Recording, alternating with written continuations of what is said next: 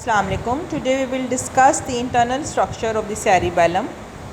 Cerebellum consists of an outer layer of grey matter and inner layer of the white matter. As you can see in this diagram, this is the outer layer, which is the grey matter, while the inner layer forms the white matter in the form of arbor vitae. This is like a tree-like structure. This outer layer of grey matter is also known as the cortex, while the inner layer of white matter is known as the medulla. Now, what is in this medulla? This medulla is composed of incoming and outgoing fibers projecting to and from the cerebellar cortex. It also contains various nucleuses of the cerebellum, which are 4 in number. This is again the diagram of the cerebellum. You can see here the outer grey area, which is known as the cortex, while the inner area of white matter, which is known as the medulla. In this medulla, you can appreciate various fibers which are coming or going from the cerebellum and various nuclei. Now, what is present in the cerebellar cortex? Cerebellar cortex has mainly 3 layers: molecular layer, Purkinje cell layer and granular layer. And in the medulla, we have deep cerebellar nuclei, which are fastigial nucleus, emboliform nucleus, globose and dentate nucleus.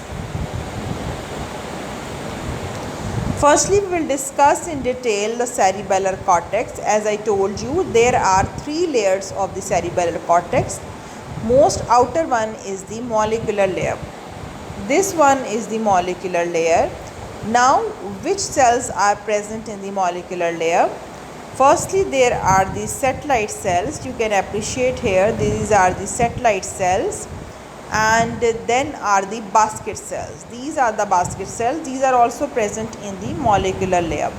So, satellite cells, basket cells, and the third one are the parallel fibers. You can see here, these are the parallel fibers. From where these parallel fibers are coming? These are coming from the axon of granule cells. Granule cells are present in the granular layer. So, their axon will arise and reach into the molecular layer to form the parallel fibers. Something else you can find here, this one. These are the dendrites of the Purkinje cell layer. These are the Purkinje cells which are present in the Purkinje cell layer. Their dendrites will reach into the molecular layer. So, we can conclude there are 4 types of fibers or cells you can appreciate in the molecular layer, which are satellite cells, basket cells, dendrites of Purkinje cells and axons of granule cells in the form of parallel fibers. Then we have the Purkinje cell layer. This is the single cell layer. Here you will find the Purkinje cells, single layer of Purkinje cells, and here you will see that their dendrites arise and reach into the molecular layer, while their axons will cross the granular layer and go to the deep cerebellar nuclei. These Purkinje cells release GABA neurotransmitters, so they are inhibitory in nature. This is the structure of the Purkinje cell. This you can see here. This is the Purkinje cell, its body or soma. This is a flask-shaped cell which is single layered. Its dendrites go into the molecular layer, as I told you earlier, and then they form the profuse branching, as you can see in this diagram. And these branches form the dendritic spines, and their axon synapse with the deep cerebellar nuclei, and also with the basket and the satellite cell and the vestibular nuclei. Then we have the granular layer, which is the most inner layer of the cerebellar cortex. Here you can appreciate the granule cells. Granule cells release the neurotransmitter glutamic acid, which is excitatory in nature. Here you can see the granule cells release axons, and these axons go into the molecular layer to form the parallel fibers, which in turn will synapse in the molecular layer with other cells. While the dendroids of the granule cells arises here and come down. Then you can also appreciate Golgi cells in the granule cell layer. These Golgi cells release GABA neurotransmitter, which is inhibitory in nature. Now there are two afferents which go into the cerebellum. These are climbing fibers and the mossy fibers. Keep it in mind that or if anyone asks from you about the afferents of the cerebellum, then keep it in mind that only the afferents which arises from the inferior olivary complex are the climbing fibers, all other are the mossy fibers. It's very simple to remember now that the afferent which come from the inferior olivary complex are the climbing fibers, while all the remaining fibers, afferents which arise from spinal cord, brain stem, and from anywhere, these are the mossy fibers. These climbing fibers which arises from the inferior olivary complex have a direct action on individual Purkinje cell. They are powerful and sharply localized,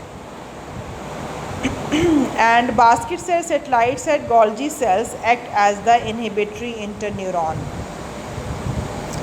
Then mossy fibers, they will arise from the spinal cord or brainstem centers, and they have indirect action on the Purkinje cells via the granule cells. In this diagram, you can appreciate the climbing fiber.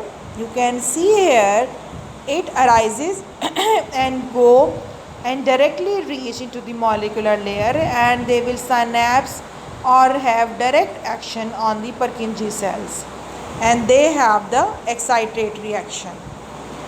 While the mossy fibers, these are the mossy fibers, they have the indirect action. You can see here these mossy fibers are synapsing with the granule cells. Now through the granule cells, they have action through these parallel fibers with the Purkinje cells. So the mossy fibers have the indirect action on the Purkinje cells. Then white matter of the cerebellum, it consists of three types of fibers in the white matter. Number one are the axons of the Purkinje cells.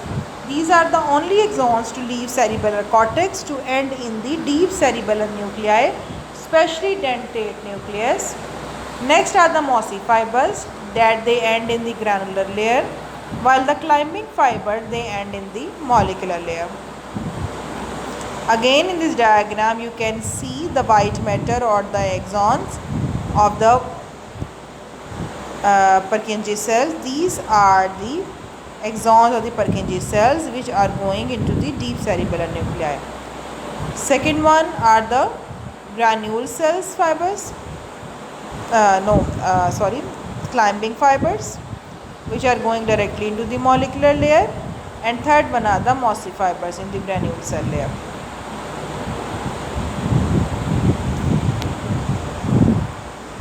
Then we have how the internal circuitry of the cerebellum is formed.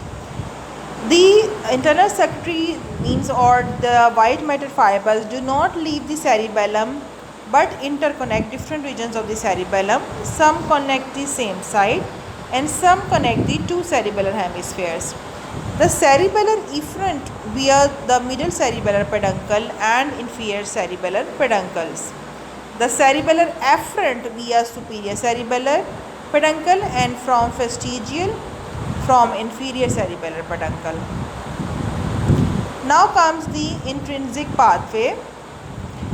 Afferent pathways to the cerebellar cortex excite the Purkinje cells. Basket cell, satellite and the Golgi cells regulate Purkinje cell activity. Efferent pathways from the cerebellar cortex originate from the Purkinje cells. As you see that the axons of the Purkinje cells go into the nuclei. Again, this is the diagram showing the molecular layer, Purkinje cell layer, granular cell layer.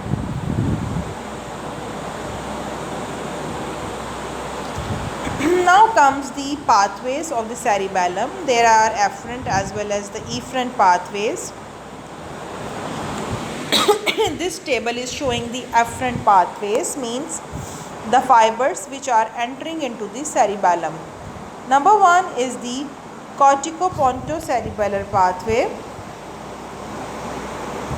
As the name indicates, they will arise from the cortex. Cortex can be from the frontal, parietal, temporal, occipital lobe, and destination will be through the pontine nuclei and mossy fibers to the cerebellar cortex. Next one is the cerebro-olivocerebellar. Its destination is inferior olivary nucleus and climbing fibers to the cerebellar cortex. Because here the name olivo means that inferior olivary nucleus is there, that is why they are going to through the climbing fibers. As I told you earlier, because the climbing fibers arises from the inferior olivary complex. Then we have the cerebro-reticulocerebellar pathway. Its origin is sensory motor areas of the cerebral cortex, and they will reach through the reticular formation. Then anterior spinocerebellar and the posterior spinocerebellar, cuneo-cerebellar pathways, they originate from the muscle spindles, tendons, joints, and through the mossy fibers to the cerebellar cortex. Then vestibular nerve through the utricle, saccule, semicircular canals, through the mossy fibers to the cortex of the flocculonodular lobe. So you can appreciate here that all the afferents except this cerebro-olivocerebellar reach the cerebellum through the mossy fibers. Then we have the cerebellar efferent pathways. These, you know that the axons of the Purkinje cells form the efferent system of the cerebellum, and they go and synapse with the nuclei of the cerebellum. Axons of the neurons form the efferent pathway and connect with the red nucleus, thalamus, vestibular nuclei, and reticular formation. This is the histological structure of the cerebellum. You can see here the molecular layer, then single layer of Purkinje cells, and this one is the granular layer, and innermost is the medulla of the white matter. Again, same layers are shown. Then we have the synaptic glomerulus. What is synaptic glomerulus? This is the diagram showing the synaptic glomerulus, how it is formed. It is formed by the afferent terminals on the granular layer. The mossy fiber will participate in it, granule cell dendrites, Golgi cell axons, and these all are surrounded by the astrocyte foot process. These structures form the synaptic glomerulus. Then we have the deep nuclei. These are fastigial, globose, emboliform, and the dentate nucleus. Again, there is a very easy formula to on mnemonic that by recalling them you can appreciate or recognize the location of the cerebellar nucleus from lateral to medial. DGEF. Then D for dentate, E for emboliform, G for globose nucleus, and F for fastigial nucleus from lateral to medial. And the emboliform and globose nucleus cumulatively they will known as the nucleus interpositus. Now will tell you the fibers which are entering and leaving through the cerebellar peduncles. You should know that which fibers will enter or leave through the superior cerebellar peduncle, middle cerebellar peduncle, and inferior cerebellar peduncle.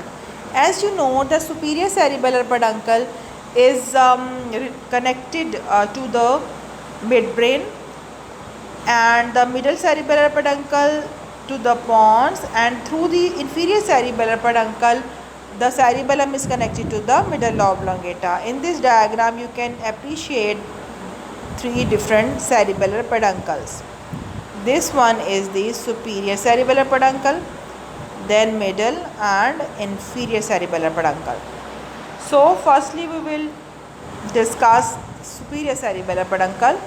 The fibers entering the cerebellum through the superior cerebellar peduncle are enlisted: ventral spinocerebellar tract, rostral spinocerebellar tract, tectocerebellar, rubrocerebellar, trigeminocerebellar, hypothalamocerebellar and cerebellocerebellar fibers. While fibers leaving the cerebellum are the cerebellorubral, cerebellothalamic, cerebelloreticular, cerebelloolivary, cerebronuclear and some fibers to the hypothalamus and thalamus. Then middle cerebellar peduncle, just pontocerebellar fibers are there, and in the case of the inferior cerebellar peduncle, fibers entering the cerebellum are the posterior spinocerebellar, cuniocerebellar, olivocerebellar, reticulocerebellar, vestibulocerebellar, anterior external arcuate fibers, fibers of the stria medullaris, trigeminocerebellar fibers, and the fibers leaving the cerebellum are the cerebellolivofibers, cerebellovestibular fibers, cerebellospinal and cerebelloreticular fibers.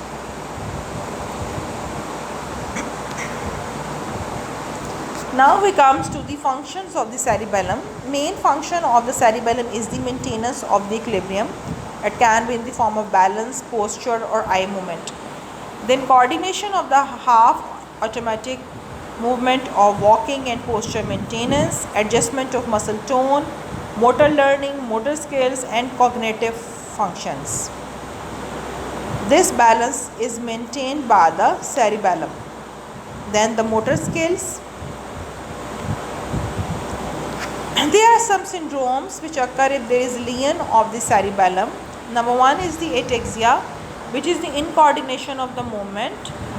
When there is ataxia, then there will be a decomposition of the movement. Dysmetria, pass pointing. What is pass pointing? If I say that touch the finger to the nose, then the person with the ataxia will be unable to touch the nose, but its fingers will go away from the nose. This is pass pointing.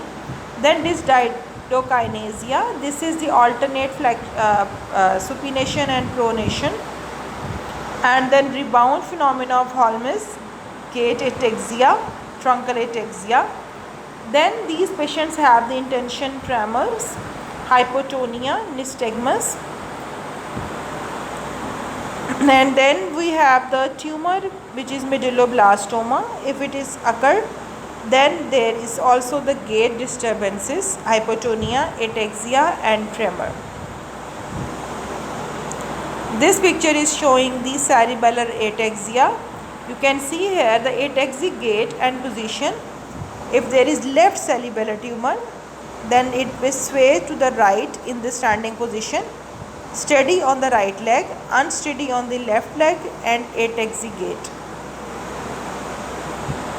Cerebellar medulloblastoma, again the cerebellar tumor on the vermis. If on the vermis there is a tumor, then there will be truncal ataxia and frequent falling. The child in the picture would not try to stand unsupported, would not let go of the bed rail if she was stood on the floor. Other cerebellar lesions are due to the vascular injury or traumatic or the tumor. Manifestations of the unilateral cerebellar lesion are the intention tumors, wide-based unsteady gait, dysarthria, cerebellar ataxia, nystagmus. The combination of nystagmus, dysarthria and intention tremor is known as the Charcot striate, which is highly diagnostic of the disease. Keep it in mind, in case of the cerebellar lesion, we have the ipsilateral sign and symptoms. But in case of cerebral lesions, we have the contralateral sign and symptoms. I hope you have understood. Thank you.